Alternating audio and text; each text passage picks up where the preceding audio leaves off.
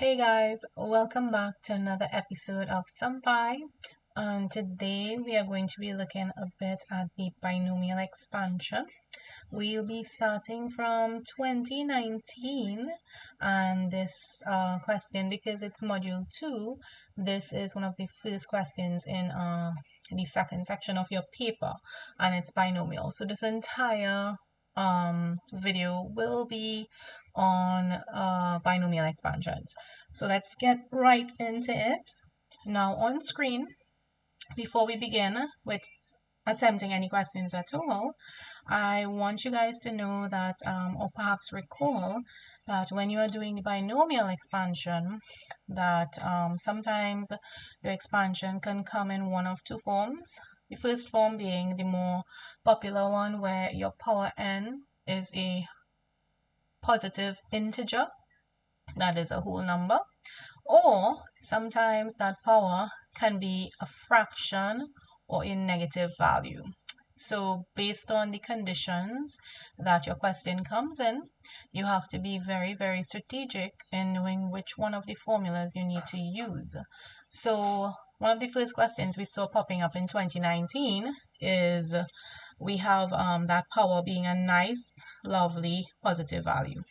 All right, and what's our question? So let's read. They're asking us to determine the coefficient of the term in x cubed. So notice that they have not asked us to expand or find the binomial expansion. They're actually only asking us to find the coefficient of one term. And if you look at the marking scheme associated with this question, you realize that it's just about 2 or 3 marks, right? So take note when you are doing questions like these, you understand if they want the full expansion or just simply the coefficient of a particular term. Now, what I'm going to do for this question before we begin, I'm going to show you guys an example, because it's a short, quick trick that you can use to get the answer very quickly. Okay, so on screen, I have pulled up just a similar example. So in this question in blue, you'll notice they're saying find the coefficient of the x to the power of 5 term, or the x fifth term, in the expansion 2 minus 3x all to the power of 9. Now, when you're finding just the coefficient, you just need this simple setup here. Remember that your first term has to be raised to a particular power as well as your second term. But what's really cool about this trick is that your powers should always add to the sum of the power that's given on your question. So you'll notice that in this question, we have that power of 9, and then in your answer, both terms have been raised to the powers of 4 and 5. So if you add 4 plus 5, you're going to get 9. It's that simple. All right, and now how do you know which power goes where? Well, you have to observe what's the question that's being asked. If they want the coefficient of the x fifth term, then that means you need to raise the term which has some value of x to the power of 5, right? Once you have found which of the terms you need to raise to your associated power, then by default, your second term would just simply be the given power subtract the one the question has asked you to find. Very easy, right? And then finally, there's a third part here. This little part here that I'm circling. How do you figure out what our NCR is going to be? N choose R. All right, so that first value is always, this N value here is going to always be whatever power your question has given you. In this case, they gave us 9. So that value should be 9. And then your lower value always takes your power of your second term. I'll repeat that. Your lower value here always takes your power of your second term. All right, so the power of our second term was 5.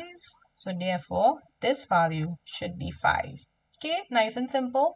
And once you guys just practice a couple of these and you get accustomed to this nice, cute little trick, you should be able to work out this answer in your head, honestly. And you would get an answer in a couple seconds, okay? So let's get back to the original question.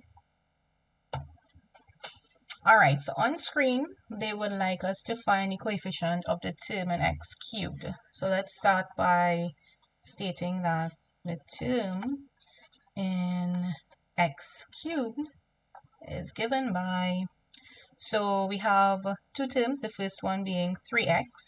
So we have to write 3x to some power as well as 2 to some power. Now, in order for us to get that x cubed, it must mean that the first term has to be raised to the power of 3. And for our question to be true, because our given power was 5, that means our second term has to be raised to the power of 2, such that when you find the sum of those two, you get back your original power. Cool? And then finally, we have to set up our n choose r. Remember, n is always given by your power given in the question. And then choose, our lower value is actually the power of our second term. In this case, that's 2. And that's it. Pretty much in a nutshell, you just need to go to your calculator. 5, choose 2 has a value of 10. So let's write that down. That's 10. And then 3 cubed will give us 27 x cubed. And then 2 squared is 4. So we could just say 10 fours are 40. So multiplying 40 multiplied by 27 is going to give us 1080 x cubed. Now, had the question stated to find the x cubed term, then this would have been the answer. But you need to be very careful when you are reading your questions. They asked us for the coefficient and not the term in x cubed. So therefore, the coefficient is simply that number in front of your x cubed term, all right? So it's just your numerical value of 1080, and that's your answer for a whole 3 marks. Okay, guys, so stay tuned for the next part coming up. All right, guys, and we are back with our second part to this 2019 past paper. Looking at it, part A is not connected to part B in any way, so it's just a second part to the question. Now, when you read your question carefully, they are saying show. They are saying show that. So first up, it's a proof. You want to start your question with those words, proof. Okay, and exactly what are we trying to prove? They want us to find that the binomial expansion of the sum of these two up to the term in x squared is given by this here, right? So you'll notice that it's the sum of two expansions, one, and secondly, it's the full expansion up to the term in x squared. So let's try to work these parts separately. So first up, what I'm going to do is I am going to state what my proof is expecting me to find. They want us to show that 1 plus x to the power of a quarter plus 1 minus x to the power of 1/4, right, is given by 2 subtract 3/16 x squared. That is up to the term in x squared. All right, and then beginning my answer, I'm going to look at that first expansion there, 1 plus x raised to the power of a quarter. Now, I have left these on screen for the purpose of showing you that when it comes to powers, we need to be very, very aware of which formula you use. So if you have that fractional power, you have to use your second type of binomial expansion, all right? So we are going to, personally, I like to rewrite my powers. So I'll rewrite my quarter as 4. You can write it as 4 to the power of minus 1 if you like, or you can leave it as is. All right, guys? All right, and continuing to work on screen, let's get into it using this expansion here. So this works out to be 1 plus n. Remember, n is your given power, so that's just simply a quarter. And what's our a? Well, our a would be whatever our variable aspect of our function is. So this is our a here, right? So therefore our a is given by x, right? Once you have identified all of your variables, it's just a simple substitution into a formula. It's not rocket science. Just be very careful.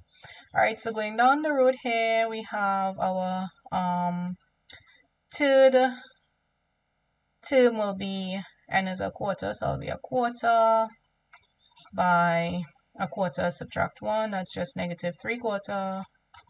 All right, be careful of your sign. Then you're gonna have your all over 2 factorial. I'm just simply following my formula. And finally, instead of a squared, we have x squared. And we're done. That's it. Very, very easy. The reason I stopped once again at x squared is because the question told us that they want the expansion up to determine x squared.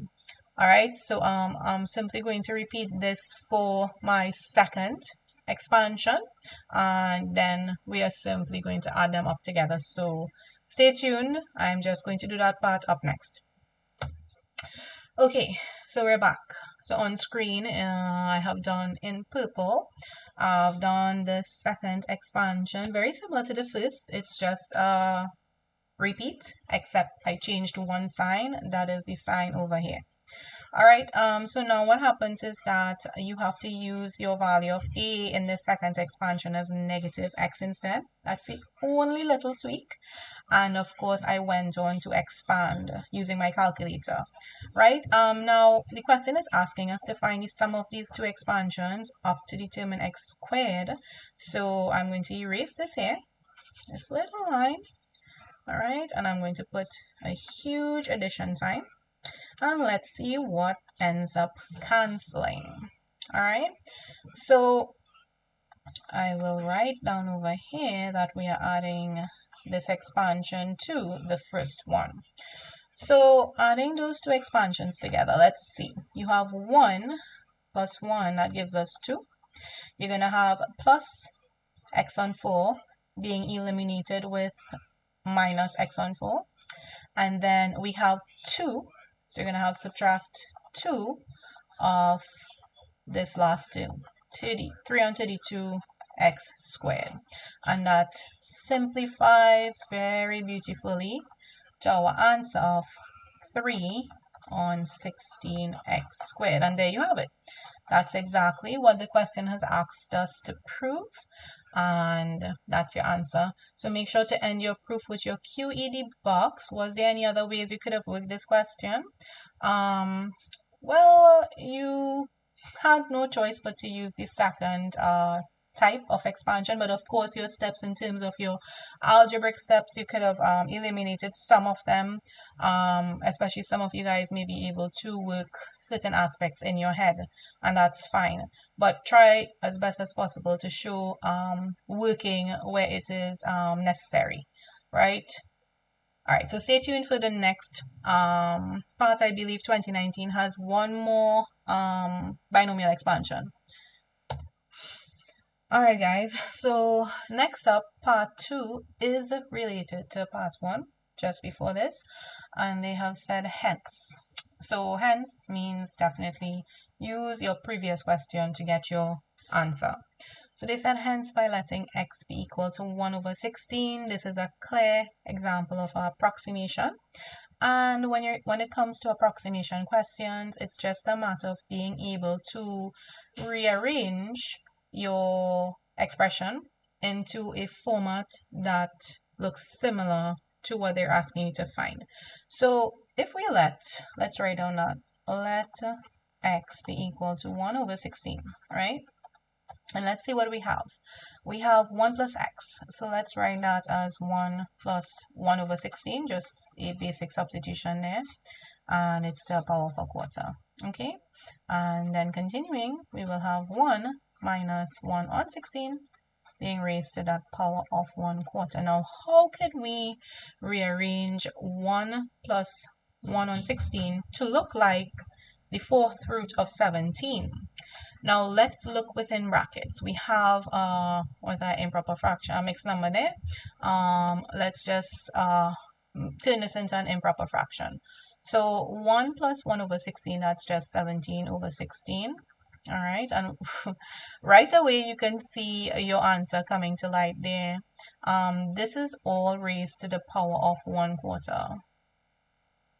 And similarly, 1 subtract 1 over 16, that's 15 over 16, and you just raise that to the power of 1/4.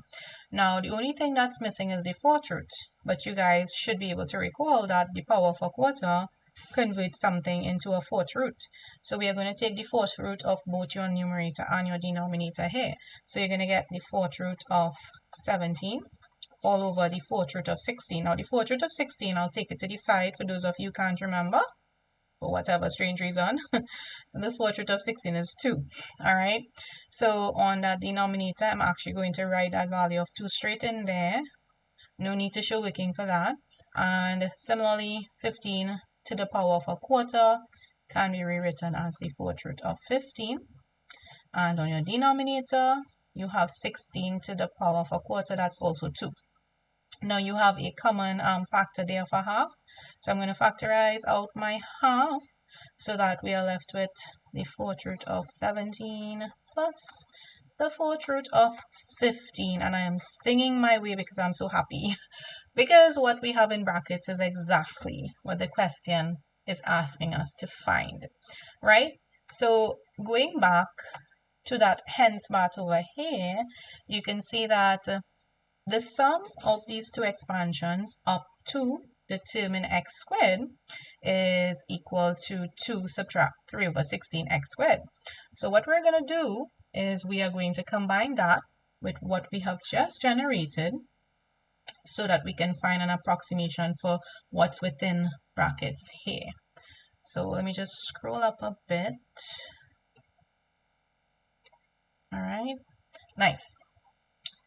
So writing that to the left, we will get a half, because remember this entire left-hand side here is now equal to this after substituting x being equal to a value of 1 on 16. We have gotten on the left-hand side, let me just write that. Left-hand side, we have arrived at a half of 4 root 17 plus 4 root 15 being equal to our right-hand side, which is 2 minus 3 all on 16, just a bit of a clutter here, by x squared. Now x has a value of 1 on 16, so I'm going to do a direct substitution right away here. And finally, because exactly what the question wanted to find does not contain that half, you can just simply take that half, carry it across to your right hand side and multiply by 2. I'm going to just use a square brackets here to differentiate that, and there you go. So stay tuned for the final answer as I work this out off screen. Okay, so on screen, I have worked out my answer using my calculator to be 3.9985 correct to 4 decimal places. And you will lose marks if you do not write your answer approximated as the question has said, because they explicitly asked you to give it correct to 4 decimal places. If they had not asked for that, you could have given your answer correct to 3 significant figures, that's fine. But if the question explicitly states to approximate to a certain number of decimal places or significant figures, you need to give your answer accordingly. Of course, if I made any mistakes with my calculations, you guys can leave a comment down below and I'll just make the correction. But yeah, that's it. So stay tuned. We're going to be doing, I think there's one more part to this past paper. If not, we're going to be moving on to 2018 up next. Okay guys, so I checked, there are no more parts to 2019. We have moved on to 2018 and we are looking at a 1 of 2 part question. Nice and easy. They want us to determine the coefficient, only the coefficient of the term in x7 in this expression here.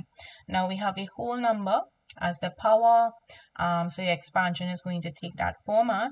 Remember the coefficient. First of all, I'll start up my question with the term. in x to the power 7.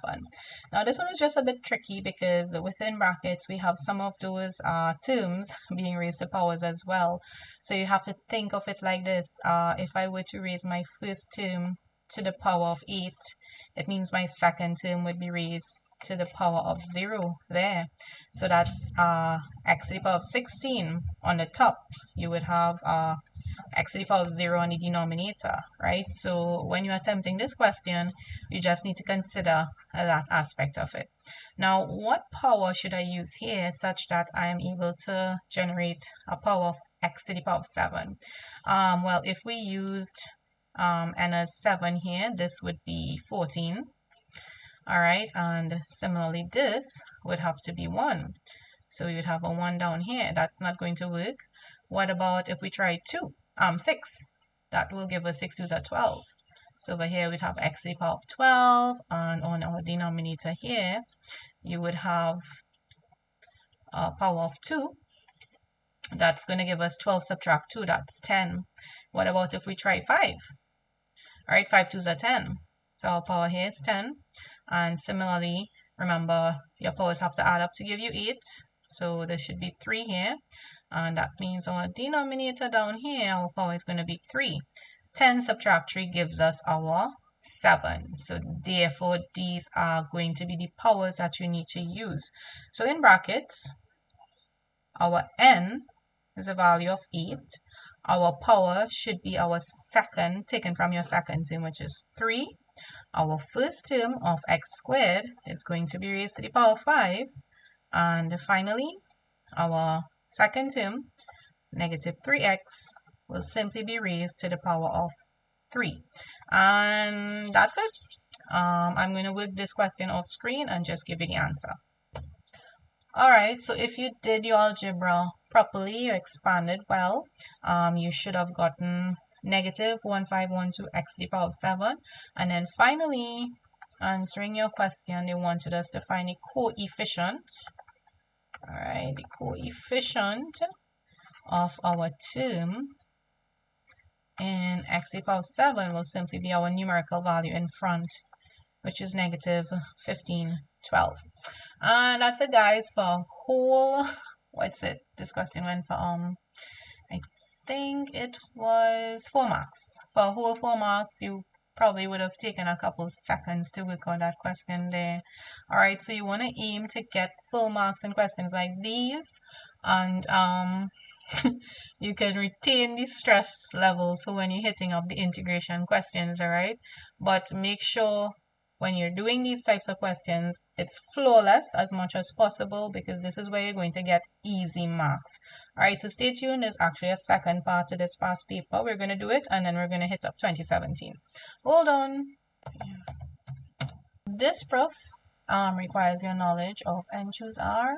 So you want to go back to what n choose r means, and you should be able to recall that that's simply equal to n factorial all over n subtract r factorial by r factorial. Similarly, this one would be n factorial all over n subtract r minus 1 would be n subtract r plus 1 in brackets, because it's n subtract r minus 1. Okay, so these signs are going to be changed to positive, and of course you're also going to have that r minus 1 factorial there.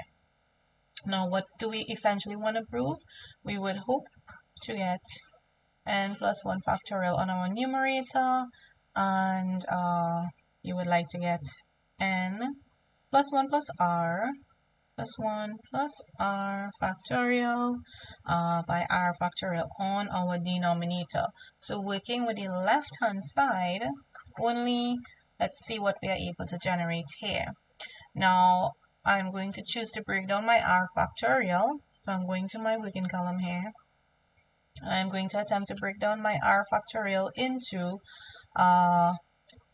r by r minus 1 factorial. Now, how is that possible? If you recall, if we had a number 10 factorial is the same as 10 multiplied by 9 multiplied by 8 multiplied by, and 10 multiply by 9, by 8, by 7, by 6 is the same as 10 by 9 factorial.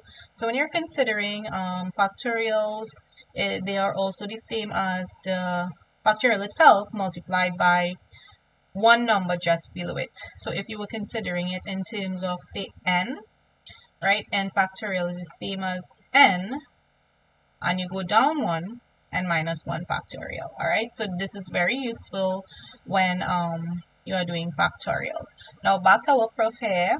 I am going to simplify this first fraction as follows. I'm going to have n minus r factorial by r minus 1 factorial. And also on my right hand side, we are going to break down that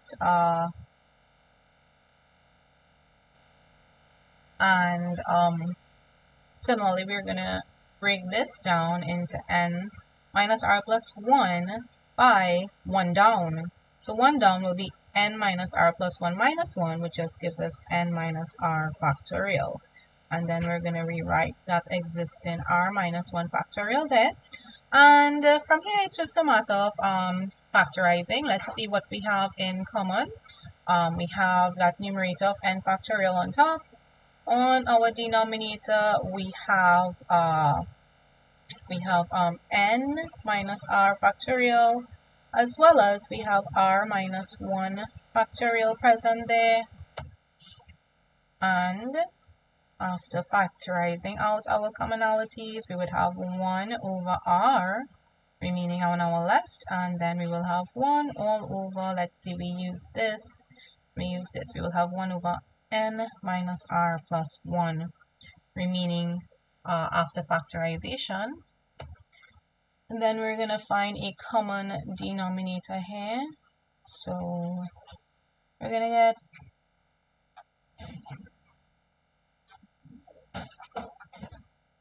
brackets. I'm going to do a quick common denominator here such that we get r by n minus r plus 1, and then on the numerator we'll get n minus r plus 1 plus r, and that simplifies into the following: over r by n minus r plus 1. Alright, and we are getting very, very, very close to our answer here.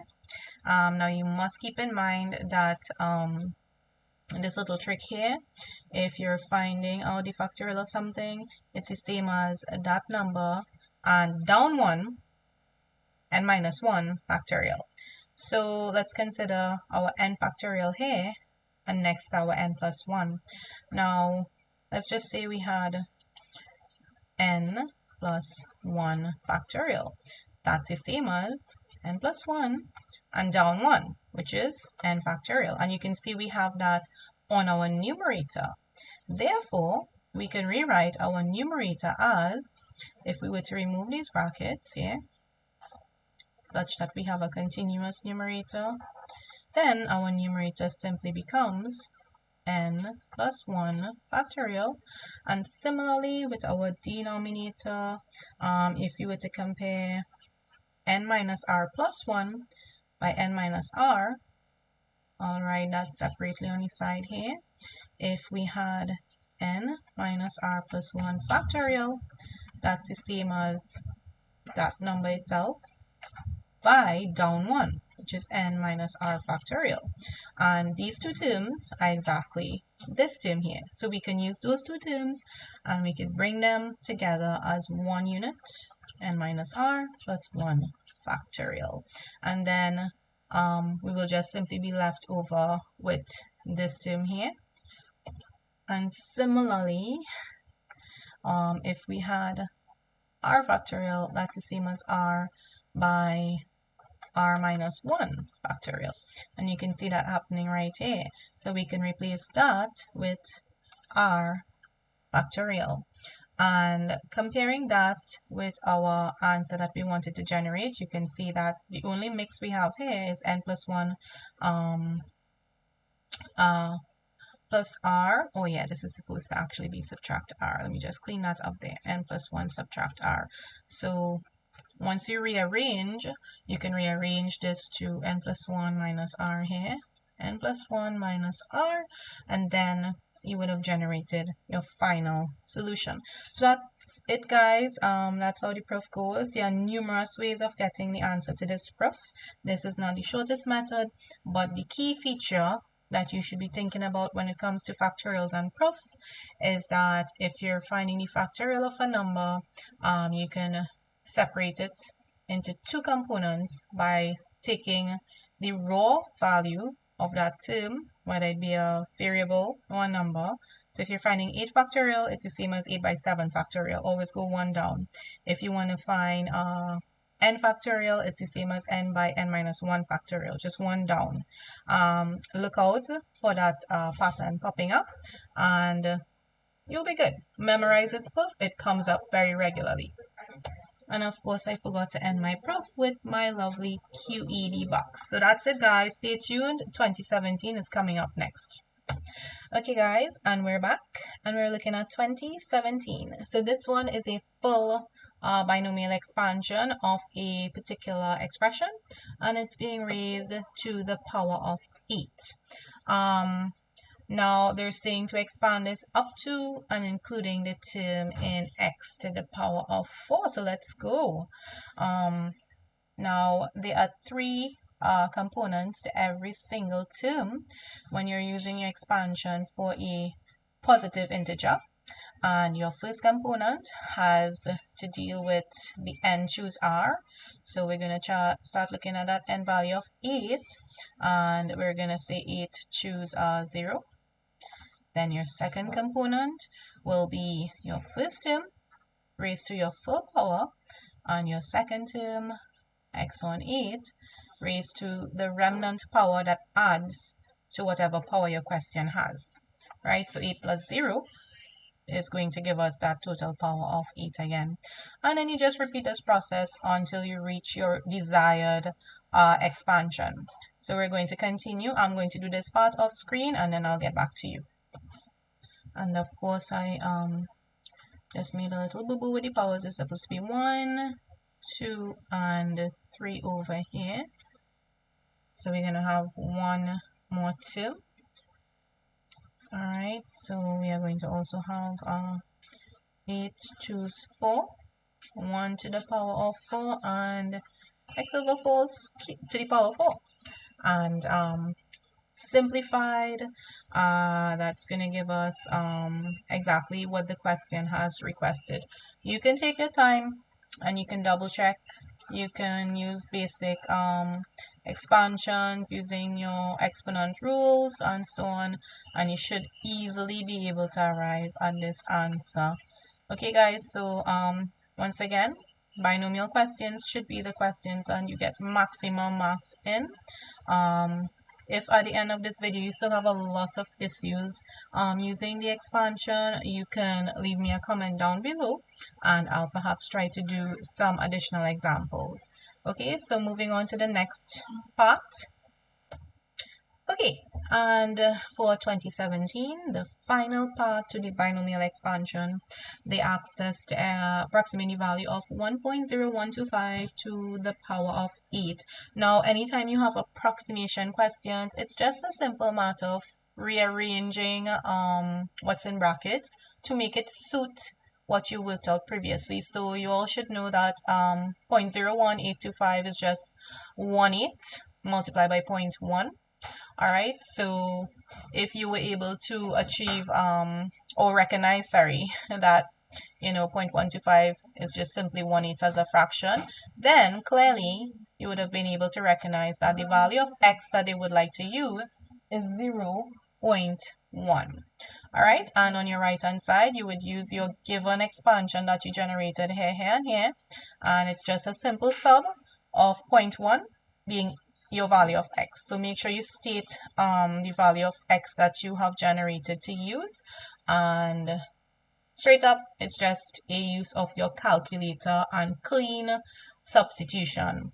They did not specify to give your answer correct to any certain number of decimal places, so you're free to give your answer correct to 3 significant figures if you like.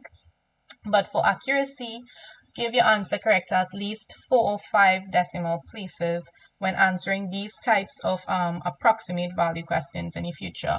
Okay guys, so stay tuned. We're heading straight into 2016 and nearing the end of this video. Okay, so for 2016, the question began with a proof. And I know when you guys see proofs with these factorials and letters, it looks a bit intimidating, but it's always good to start from where you know. So the basics, NPR, it's a permutation. It's equal to n factorial over n minus r factorial. And they're simply asking you to show. So it's a proof. Start up your answer with those words, proof. All right, and you're required to show that 2r, sorry, not 2 to the power of r, 2r, r, and n pr all over 2r factorial is equal to the binomial coefficient. Let's write that, the binomial coefficient n choose r. So let's get into it. Alright, and I have actually pulled up the 3-line proof for this on screen because it's that easy. So using your basic rules that NPR is given by n factorial over n minus r, we can break this 2r PR down into simply 2r factorial all over 2r minus r factorial. And the second part, NPR, can be broken into n factorial over n minus r factorial. And this last part, where you have a denominator, they just choose to write it at the side. So you have 3 multiplicative terms there, and it's just a matter of us cleaning this up to look like our final answer. So 2r factorials will cancel top and bottom there. Then also 2r minus r gives us r factorial, check. And our numerator remains as it is, and our denominator here, n minus r, remains as is. So that's how we moved from this first line into our second line here. And by now you should be able to see that what we have left is exactly what the question asked us to prove, n, c, r, and that's it. This should be more of a 1-line proof, not a 3-line proof. It's that easy. Okay guys, so stay tuned. Up next we'll be doing the final part of 2016. Alright guys, and our final question to this 2016 past paper: determine the coefficient of the term in x cubed in the binomial expansion of this. Now on screen I wrote it out because it's very straightforward. You would take your first term, raise it to the power of 3, and that will generate your term in x cubed. And then because our given power is 5, our second term will be written to the power of 2. And for our third component of that binomial expansion, you'll just have your main power 5 and choose your power of your second term, which is 2. Now just finally remember that what the question is asking us for is a coefficient, not the full term. So you want to take that numerical aspect of your term, which is 1080 in this question, and that's it. That's the end. So guys, I'm gonna stop at 2016 because I think after seeing those few questions you get the idea. It's the same thing. They always ask for either partial expansion or the coefficient of some term. If you guys have any questions, if I made any errors, please be sure to place a comment down below and I'll get back to you guys as soon as possible. Thank you for viewing my video and see you guys next time. Bye.